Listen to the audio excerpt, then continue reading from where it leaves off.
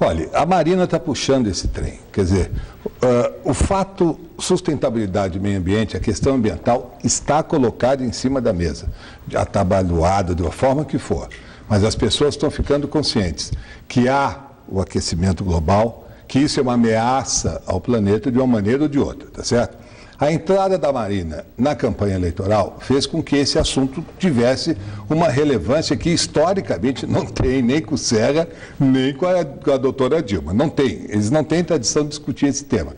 Mas como o tema está colocado e como este tema está se tornando popular no sentido de defender o planeta, de defender o meio ambiente, as questões da sustentabilidade. Mas o que é mesmo sustentabilidade? As pessoas estão começando a entender isso. Então, eu acredito que eles vão correr atrás desse fato ambiental, porque ele está colocado, mas não é porque realmente militam ou acreditam nisso. Vai ser um programa de governo, tanto do Serra como da Dilma. A Marina não, a Marina, a gente já disse aqui, é uma militante ambiental, ela, vamos dizer, tem o seu programa ambiental de há muitos anos. Serra e Dilma, não. E o governo federal, aliás, não é muito... tirando, obviamente, a área ambiental, o presidente Lula agora, em Joanesburgo, pregou e disse que o Brasil vai ter a Copa Verde, a Copa em defesa do meio ambiente e da sustentabilidade. Palavras dele. E eu volto ao tema, Maria Lídia. E o pré-sal? Ele lá diz que lá nós vamos ser sustentáveis e aqui monta uma empresa para colocar o pré-sal para jorrar petróleo. Daqui a 8 anos, 9 anos? Mas, Ricardo, vamos, eu não vou... ninguém precisa de defesa, até porque, realmente, eu acho que nunca na história desse país... nunca na história desse país, nós tivemos também um presidente que deu a cara para bater no assunto, que foi para Joanesburgo, mas foi também para a Dinamarca, né? E teve uma atuação em Dinamarca digna de um grande destaque. Com um discurso... Se você soubesse quem aplaudiu ele lá, né? Com um discurso, mas não importa, ele teve um discurso de quem sabia o que estava falando. Desculpe, nunca ninguém nem teve a preocupação de nomear um ministro que fosse do ramo. Esse presidente, pelo menos, nomeou um ministro do ramo.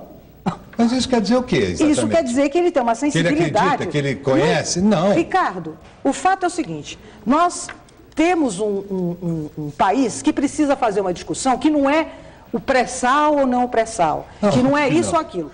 Mas nós temos um recurso energético, nós temos um recurso florestal, nós temos um recurso de caráter histórico, nós temos um recurso cultural. Como nós colocamos esses recursos a serviço do desenvolvimento e de que padrão de desenvolvimento? Desculpe, isso aí é um planejamento... Você não pode achar que é contraditório, Laura, você ter um recurso de petróleo e falar, não, isso não pode falar que nós vamos fazer um esforço ambiental porque nós vamos explorar o pré-sal, Ricardo. Pelo que eu saiba, não há nenhum candidato propondo ou apresentando a ideia de arquivar o pré-sal, nem Dona Marina. Além do que é o seguinte, em defesa das outras candidaturas.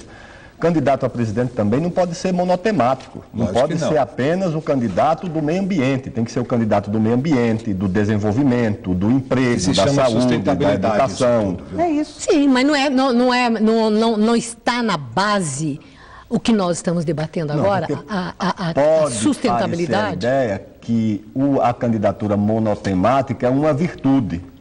Não, mas não se trata de... Não é. Eu acho que o meio ambiente é importante, mas tão importante quanto o meio ambiente é a educação, é o desenvolvimento do país, é a geração de empregos, a saúde, e tudo isso tem que ser posto, porque senão a candidatura à presidência da República não preenche os requisitos. Mas não pode ser dessa maneira tradicional que se faz. Mas nós estamos separando. Por partes. Nós estamos separando, departamentalizando. Porque quando nós falamos num programa de governo, num programa de desenvolvimento, a questão é departamentalizar ou enxergar esse programa tendo na base a preocupação com a sustentabilidade. Então, é essa a indagação. Maria Lídia, tem uma questão, a minha formação de socióloga me dá urticária se eu não falar isso, né?